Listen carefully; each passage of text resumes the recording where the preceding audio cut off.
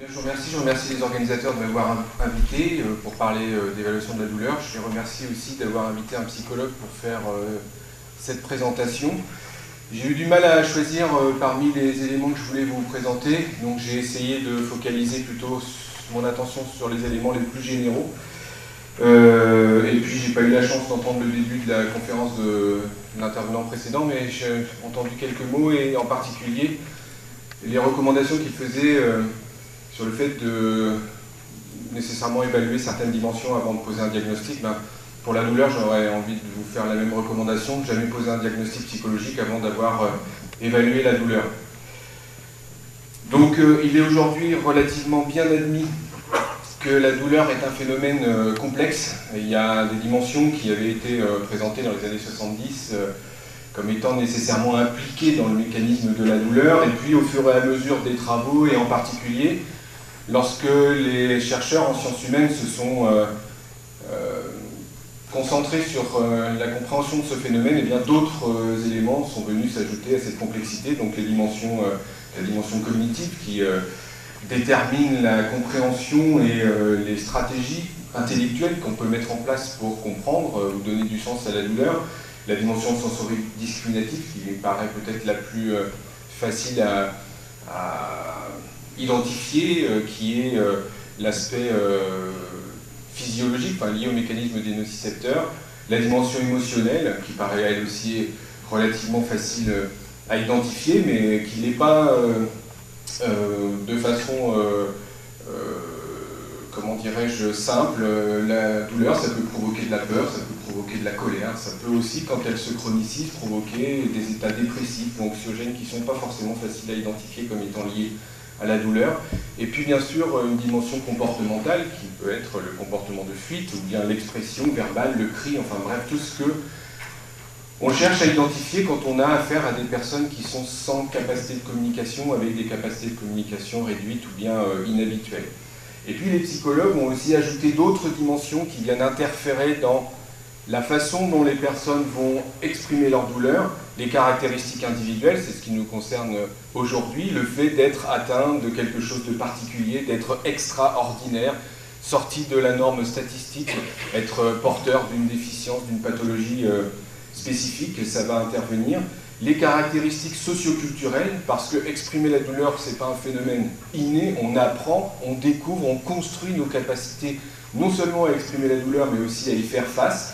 Donc les éléments liés par exemple aux pratiques éducatives, aux caractéristiques culturelles quant au fait d'exprimer ou pas une souffrance vont avoir une incidence.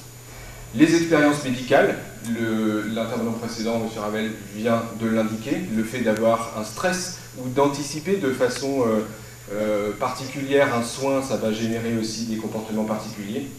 Et puis bien sûr les expériences relationnelles, parce qu'exprimer la douleur, c'est en particulier être en mesure de prêter à celui qui reçoit le message des capacités d'écoute, d'empathie, de compréhension. Donc un phénomène relativement complexe.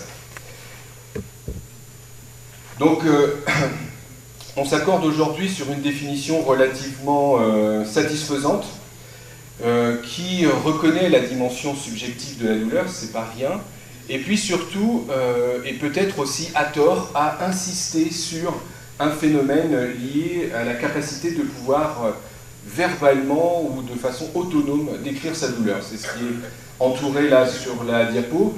Le fait de pouvoir décrire en termes d'un tel dommage ou d'une telle lésion, eh bien ça exclut, cette définition exclut, rien qu'avec ce terme, toutes les personnes qui ne sont pas en mesure de décrire de façon spontanée, autonome et, comment dirais-je, avec leurs propres moyens, la douleur qu'ils ressentent, son intensité, sa nature.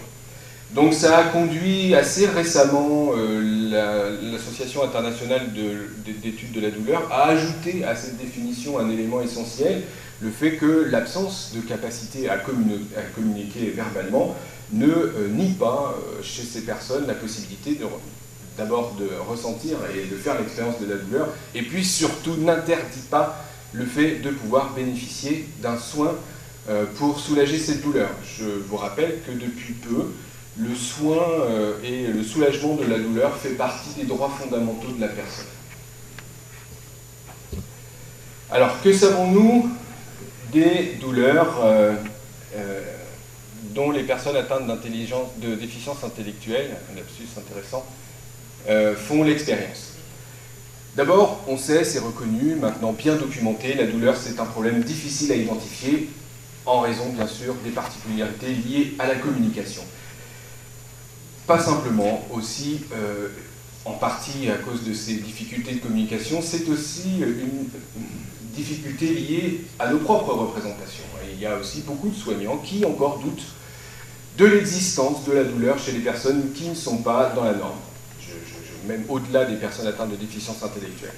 Donc ces personnes ont aussi tendance, regardez la date, encore en 2010, à douter de la pertinence et de l'efficacité des traitements adressés à cette population. Alors des traitements, on ne parle pas forcément de traitements extrêmement complexes, je ne suis pas très bien placé pour les décrire, mais lorsqu'il s'agit d'antalgie simple, c'est-à-dire de paracétamol, d'ibuprofène, de ce que vous avez dans votre pharmacie à la maison, il y a encore dans la littérature des gens qui défendent l'idée et qui argumentent le fait que ces personnes ne sont pas sensibles ou ne peuvent pas recevoir ce type d'antalgie.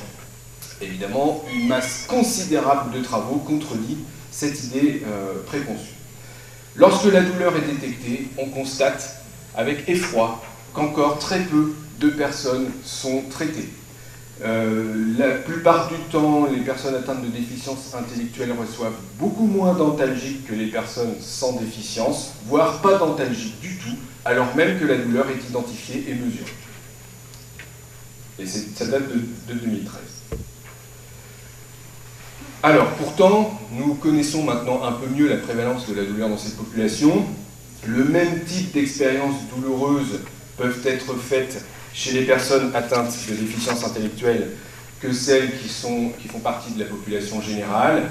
Donc, par exemple, le port d'appareillage peut provoquer des douleurs, ce sont des douleurs spécifiques, les soins douloureux qui sont liés ou pas à la situation de déficience ou de handicap, les prises en charge, par exemple en kinésithérapie, dans la population atteinte de paralysie cérébrale, on sait que les soins les plus douloureux sont les soins de mobilisation en kinésithérapie. C'est le souvenir le plus douloureux évoqué par les adultes quand on leur demande de parler de leur enfance. Les interventions chirurgicales qui sont aussi fréquentes dans cette population, et en particulier les suites des interventions chirurgicales, peuvent être également des situations douloureuses spécifiques à cette population. On peut ajouter aussi à cela toutes les situations médicales communes qui ne sont pas détectées ou qui sont détectées tardivement, comme les otites, les troubles gastro-intestinaux, les migraines, qui vont provoquer des douleurs plus longues, parfois plus intenses, parce qu'elles ne sont pas reconnues ou pas identifiées par l'entourage, ou pas recherchées parfois par l'entourage. Alors, l'insensibilité à la douleur est maintenant une question résolue. On trouve encore dans la littérature des gens qui en doutent tous les travaux de recherche sur la question, qu'ils soient neurophysiologiques ou bien qu'ils utilisent d'autres méthodes comportementales d'observation. Tous les travaux concluent à la même chose, il y a bien une sensibilité à la douleur chez toutes les populations qui ont des particularités, qu'elles soient intellectuelles ou liées à des pathologies d'origine génétique. Les enfants qui présentent des conduites d'automutilation, qui ont longtemps été considérés comme insensibles à la douleur, eh bien aujourd'hui on les comprend autrement, on considère que ces conduites sont un signe justement de douleur, et la plupart du temps, la zone qui est attaquée est probablement la zone douloureuse. Donc on s'est rendu compte que les traitements antalgiques pouvaient réduire, voire faire disparaître très rapidement ces conduites d'automutilation. Donc c'est plutôt une conséquence de la douleur. Je vous ai mis une liste de références, mais il y en a encore beaucoup d'autres. Tous les travaux actuels sur la question conduisent au même résultat. Un problème important. Le cancer dans cette population est un problème assez répandu. Et le problème étant que les politiques de prévention et toutes les politiques de communication de santé publique ne sont pas très accessibles aux personnes atteintes de ces difficultés. Et la douleur reste malgré tout, encore aujourd'hui, un des signaux d'alerte privilégiés pour identifier les pathologies cancéreuses. Donc identifier ces douleurs et pouvoir engager les examens qui s'imposent pour pouvoir identifier très tôt, évidemment, des pathologies cancéreuses et pouvoir proposer des traitements de façon pertinente au bon moment, ça reste un enjeu extrêmement important. toutes les recommandations internationales insistent sur le fait que seule une évaluation pluridisciplinaire permet d'avoir une vision claire de la situation de la personne. On ne peut pas s'en remettre qu'à l'entourage familial, bien que un nombre important de travaux montrent que la plupart des informations qui sont données par l'entourage proche, en particulier quand il vit au quotidien avec la personne déficiente intellectuelle, est une information fiable, de qualité, stable, cohérente et généralement confirmée par des experts, en particulier de l'évaluation de la douleur. Donc on peut se fier à l'avis de l'entourage. Ces recommandations internationales insistent aussi sur le fait que seul l'usage d'outils scientifiquement validés permet d'avoir une évaluation juste, précise et valide.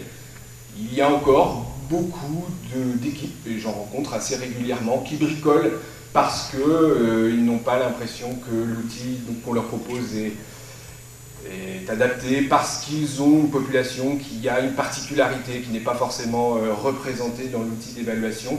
Il y a encore beaucoup d'équipes qui construisent, qui bricolent ou qui utilisent plusieurs outils, les modulant les uns avec les autres. Eh bien, on ne peut pas garantir dans ces conditions, bien entendu, que l'évaluation soit fiable, valide et, comment dirais-je, mesure exactement la dimension que l'on cherche à mesurer, à savoir ici la douleur. Alors, comment évaluer la douleur, du coup, me disent-ils, quand je leur dis que seuls les outils validés sont recommandés?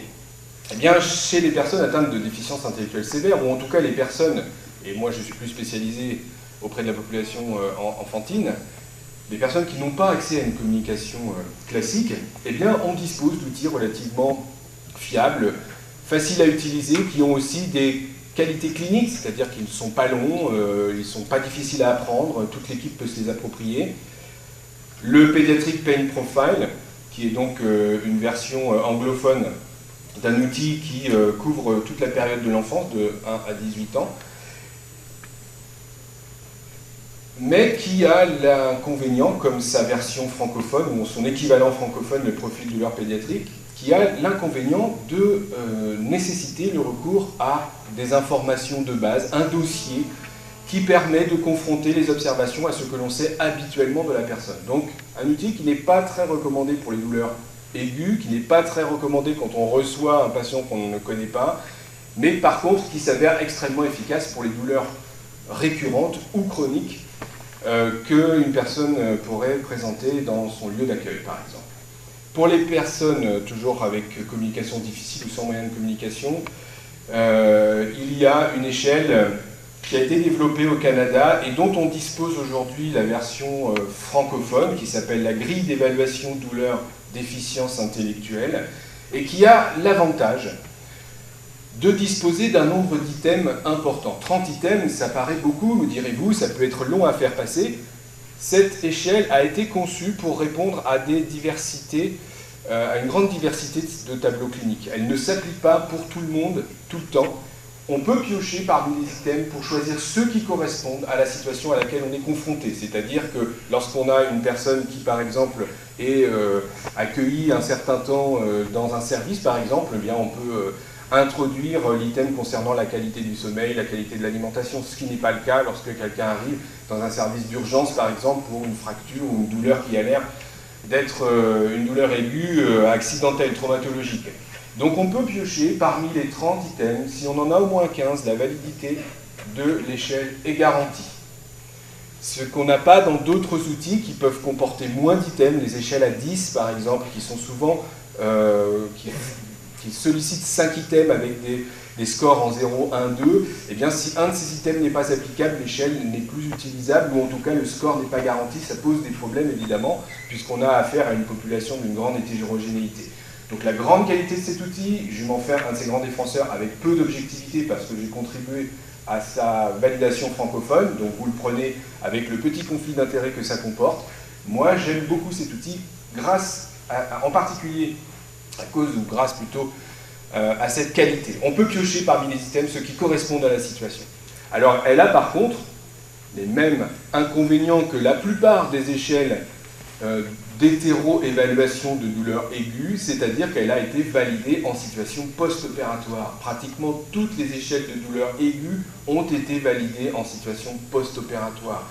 Les travaux canadiens avec la version anglophone ont montré qu'il y avait une très bonne concordance des résultats post-opératoires et résultats douleur aiguë traumatologique, douleur aiguë liée aux soins, les douleurs iatrogènes. Donc, puisqu'elle a exactement le même format, que la validation nous a permis aussi de confirmer les scores seuil, c'est-à-dire à partir de 6, il s'agit de douleurs moyennes, à partir de 11, il s'agit de douleurs sévères. Même score seuil dans la version anglophone, d'ailleurs dans la version scandinave aussi. Il y a une très forte concordance dans les différentes versions après leur traduction. On peut penser, les travaux sont en cours, raisonnablement que la version francophone est aussi valide pour les douleurs iatrogènes, c'est-à-dire liées aux soins courants. Pour les personnes atteintes, pour les adultes atteintes de déficience intellectuelle sévère, il y a aussi des outils. L'équivalent de l'échelle dont je viens vous parler a été aménagé pour les adultes. Il y a un outil francophone qui correspond relativement bien à cet outil et qui s'appelle l'échelle DOLO+, dont vous avez peut-être certainement entendu parler et qui peut être utilisé bien sûr avec les personnes avec des capacités de communication limitées ou bien inhabituelles. Alors, toutes les personnes atteintes de déficience intellectuelle ne sont pas dépourvues de moyens de communication. La littérature sur la question a focalisé son attention, certainement pressée par l'urgence, auprès des populations sans communication. Et en quelque sorte, les personnes déficientes intellectuelles moyennes, légères, ont été un peu laissées pour compte de cette histoire. C'est assez récemment qu'on s'est penché sur leur capacité à exprimer la douleur de façon autonome. Donc on a démontré que les enfants et adolescents atteints de déficience intellectuelle légère et moyenne, dans les catégories relativement classiques de définition, sont en mesure non seulement d'utiliser des outils classiques d'auto-évaluation, le meilleur étant pour cette population l'échelle des visages, dont je vous ai mis une représentation sur la diapo. Très fréquemment dans les services, on trouve utilisée l'échelle analogique, l'échelle visuelle analogique, qui est représentée très souvent par un triangle rouge sur lequel on doit déplacer un curseur. Je vous indique, je ne sais pas si vous le savez, mais seule celle qui a un triangle rouge avec des marqueurs à chaque extrémité, c'est-à-dire pas de douleur ou très très mal, celle-là seulement est validée, parce que vous en aurez certainement rencontré d'autres qui sont diffusées gratuitement, et c'est tant mieux, par les labos ou les hôpitaux. Celles qui ont un rectangle jaune, ou bien qui ont un triangle bleu, ou bien qui ont d'autres caractéristiques, ne sont pas validées. Je ne sais pas, moi, si le fait d'avoir changé la couleur ou la forme de l'indicateur a une influence sur la façon dont l'enfant va s'approprier ou pas l'échelle. Donc on sait que l'EVA, c'est-à-dire celle au triangle rouge avec les deux ancrages pas mal du tout et très très mal, est validée. Elle fonctionne bien avec les enfants de la population typique, elle fonctionne moins bien avec les enfants atteints de déficience intellectuelle, parce qu'on observe beaucoup de cotations extrêmes, en tout 0 ou en 10. On a du mal à savoir les interpréter. Alors qu'avec l'échelle des visages, celle-ci, celle qui a été validée en 2001, les enfants font pas plus, pas moins de cotations extrêmes que les enfants de la population typique. Donc à peu près un quart, dans la population typique, à peu près un quart de cotations en tout 0 ou 10.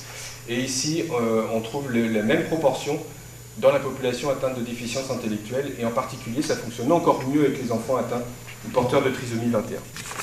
Donc je ne suis plus du tout mon fil, c'est pas grave. J'avais prévu un fil, puisque sinon j'ai tendance à déborder, mais comme d'habitude, je suis déjà sorti du plan.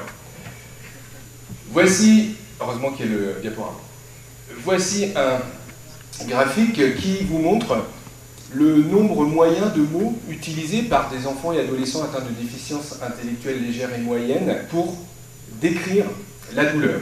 Alors on leur avait présenté des situations sur dessin, parce qu'évidemment, quand ils sont eux-mêmes impliqués dans la situation, on ne peut pas vraiment les interroger sur la quantité de leur lexique, ils ont autre chose à penser et ils sont un peu mobilisés sur l'expérience qu'ils sont en train de vivre. Donc c'est une situation qu'on appelle de douleur rapportée.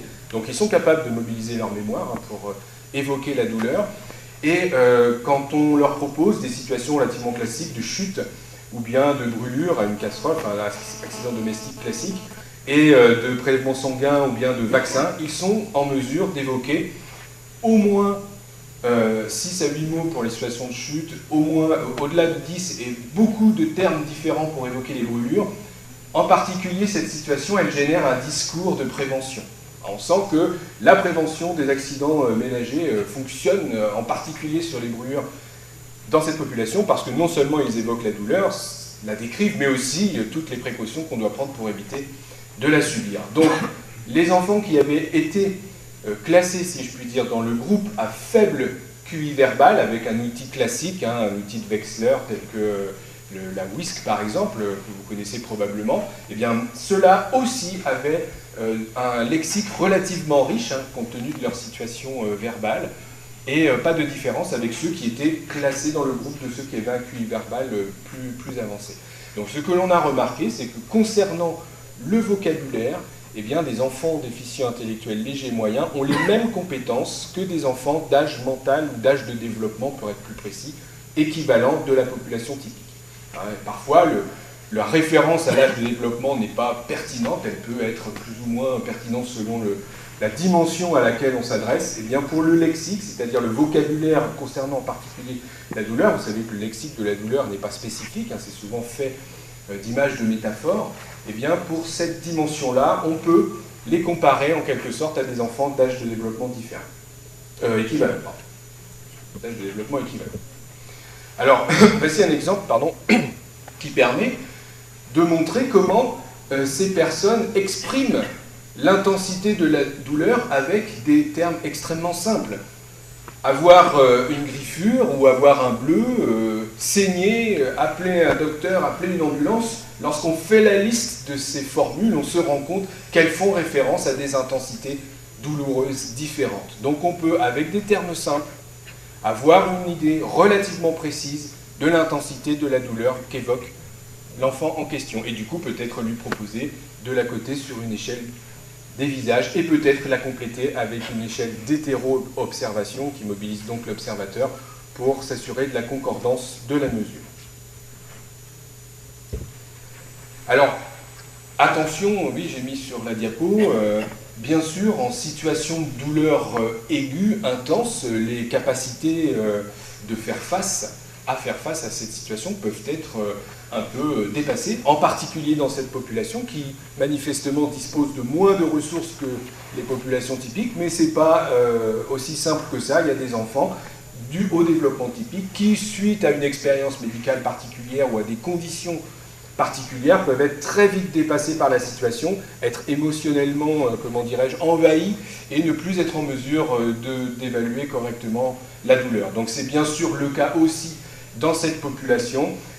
Il faut avoir le temps de prendre ces précautions, bien que généralement, quand on est dans ces situations de douleur intense avec envahissement émotionnel ou difficulté de régulation, ce qui nous importe très vite, c'est d'avoir un jugement assez simple sur pas de douleur, un peu, beaucoup ou énormément de douleur. On n'a pas tellement besoin, en situation clinique quotidienne, de faire plus que ça. Donc, généralement, si on veut plus d'éléments, si on s'adresse à des douleurs chroniques dans le cadre d'un suivi relativement long, eh bien, c'est pas dans ces circonstances-là qu'on va évaluer la nature de la douleur et chercher des descripteurs pour faire, par exemple, la différence entre des douleurs neuropathiques ou bien autres types de douleurs qui sont plus difficiles à diagnostiquer.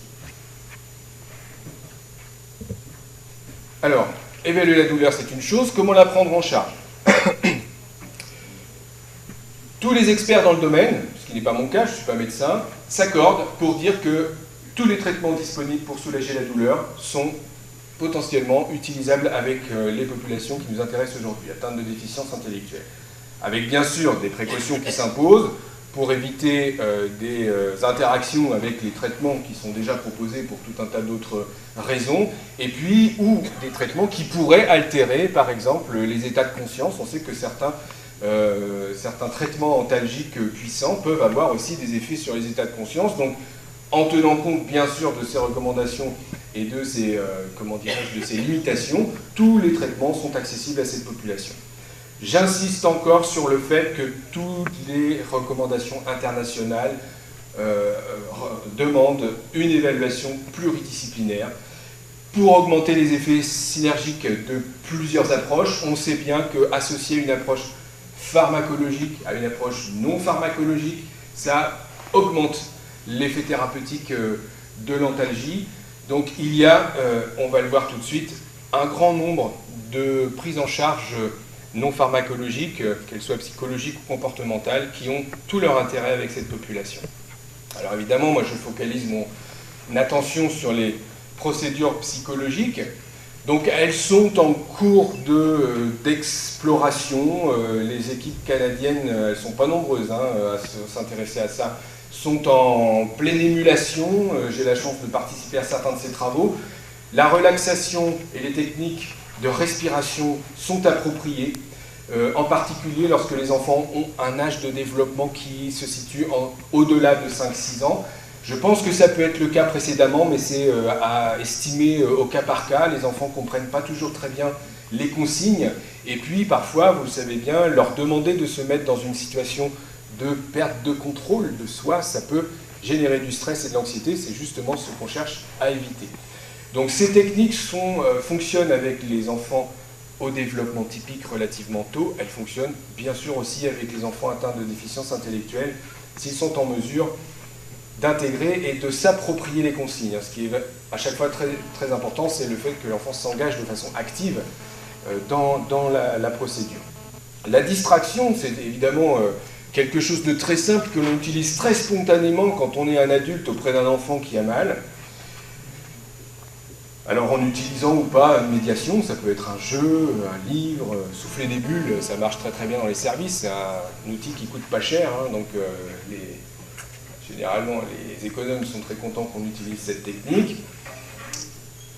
Par contre, on a remarqué que spontanément, les soignants n'utilisent pas la distraction avec les enfants et adolescents atteints de déficience intellectuelle légère et moyenne. On sait que c'est la technique la plus spontanée chez n'importe quel adulte auprès d'un enfant très jeune, à partir de 9 mois.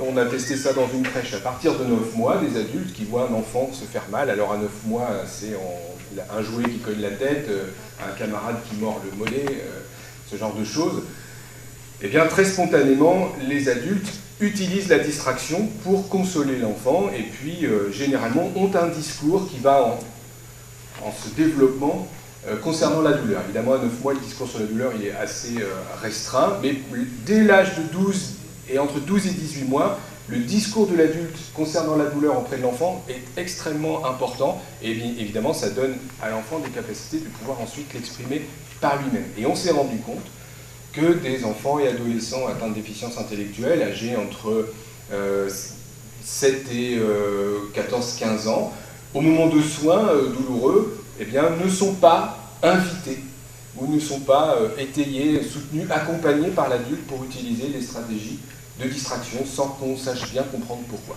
alors qu'ils en sont parfaitement capables.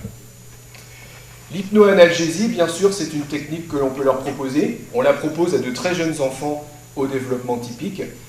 Donc les adolescents atteints de déficience intellectuelle, c'est-à-dire adolescents à partir de 10-12 ans, sont parfaitement capables de générer des images mentales de bonne qualité. Alors, les images mentales, c'est évidemment l'outil qu'on va mobiliser pour s'engager dans ces procédures d'hypnoanalgésie. Il y a des travaux qui concernent d'autres domaines, comme la compréhension de l'espace, l'orientation, qui ont montré que c'est une capacité préservée dans cette population, le recours à l'image mentale.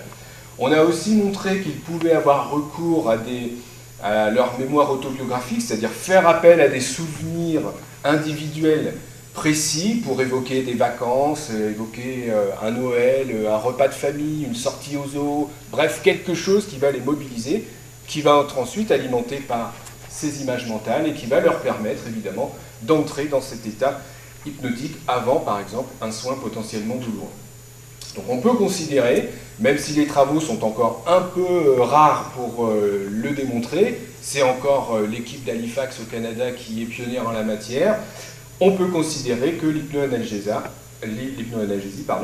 peut être une option intéressante pour cette population. Alors on a aussi, alors c'est encore un peu confidentiel, on est en train de le valider, on a fait un travail de modification des consignes. Très souvent, il y a des manuels avec des consignes qui sont très standardisées pour les techniques d'hypnose et aussi pour la relaxation comportementale, par exemple. En modifiant relativement simplement les consignes et en particulier en leur donnant la forme d'une comptine, c'est-à-dire quelque chose de très répétitif, avec un paragraphe qui pourrait ressembler à un refrain, comme on le fait avec des tout petits enfants qui sont en train d'apprendre, je ne sais pas, les différentes parties du corps, ou bien le nom des animaux, eh bien on atteint très vite de très bons résultats. C'est-à-dire que ça rentre comme une mélodie qu'on entend à la radio en tête, et puis du coup on n'arrive plus à l'oublier, hein, et c'est tant mieux dans ces conditions-là. Et du coup, les enfants eh bien, jouent à se raconter les consignes, et puis du coup on peut jouer avec eux à entrer dans cet état de relaxation qui leur permet d'aborder un soin avec beaucoup moins de stress et d'anxiété, puisque vous le savez probablement, le stress et l'anxiété majorent la perception de la douleur. Alors, quand on se trouve confronté à une situation douloureuse, on a aussi parfois les moyens de mobiliser ce qu'on appelle des capacités de faire face, les coping stratégies. Bien sûr, les enfants et adolescents atteints de déficiences intellectuelles légères et moyennes en sont dotés. Ce n'est pas quelque chose d'inné, c'est quelque chose qu'on apprend, confronté aux situations douloureuses dans lesquelles dont on fait l'expérience au cours de notre développement. Mobiliser aussi ces stratégies par notre entourage. Je parlais tout à l'heure des adultes en crèche qui sollicitent la distraction chez les tout petits. Eh bien, on s'est rendu compte, quand on interroge les enfants et adolescents atteints de déficience intellectuelle sur leur capacité de faire face à l'aide d'un outil, un questionnaire validé, prévu à cet effet, eh bien, on se rend compte que la stratégie qu'ils évoquent le plus souvent spontanément, c'est la recherche d'un support social. Alors ça veut dire demander à l'entourage, à quelqu'un de proche, de venir gérer la situation. Alors dans une population où évidemment les capacités d'autonomie sont souvent restreintes ou parfois nulles, eh bien faire appel à l'entourage ou à quelqu'un susceptible de pouvoir gérer, c'est la stratégie la plus adaptée. C'est une stratégie qui, dans la population générale, est souvent considérée comme étant une stratégie passive et relativement mal adaptée. Évidemment, si on s'en remet toujours à quelqu'un d'autre, il y a plein de situations pour lesquelles on n'aura pas les moyens de faire face seul. Mais lorsque l'on n'est pas en capacité de faire face seul, demander de l'aide, c'est, me semble-t-il, la stratégie la plus adaptée. On voit que celle qui demande plus de ressources, cognitives en particulier, c'est-à-dire mobiliser son raisonnement pour essayer de lutter contre le stress et l'envahissement de la douleur, eh bien c'est évidemment, par définition, celle qui est la moins recrutée dans cette population. Alors là où ça devient intéressant, et peut-être aussi un point de réflexion pour nous, c'est que lorsque l'on demande aux familles de ces enfants de nous préciser quelle est la stratégie la plus fréquemment employée par leur enfant ou adolescent atteint de déficience intellectuelle, les parents évoquent souvent ce que l'on appelle la résolution de problèmes, c'est-à-dire ils évoquent l'idée qu'ils vont pouvoir gérer tout seuls. Résolution de problème, alors ça peut être des choses très simples, hein, mettre au repos un genou douloureux, frotter la zone douloureuse, et puis quand on est plus grand, aller chercher un médicament dans la pharmacie. Les parents, quand on les interroge, alors même que d'autres travaux disent que leur perception de la douleur est très juste, eh bien ils ont tendance, évidemment ce n'est pas une donnée qui vaut pour tous, à évoquer l'idée que leur enfant ou adolescent peut faire face tout seul à la douleur. Donc ce qui n'est pas ce qu'évoquent les enfants, il semble y avoir un malentendu entre enfants et parents qui peut-être explique que dans certaines situations, la douleur n'est pas détectée ou pas comprise par l'entourage. Alors, les conclusions. Je ne sais même pas.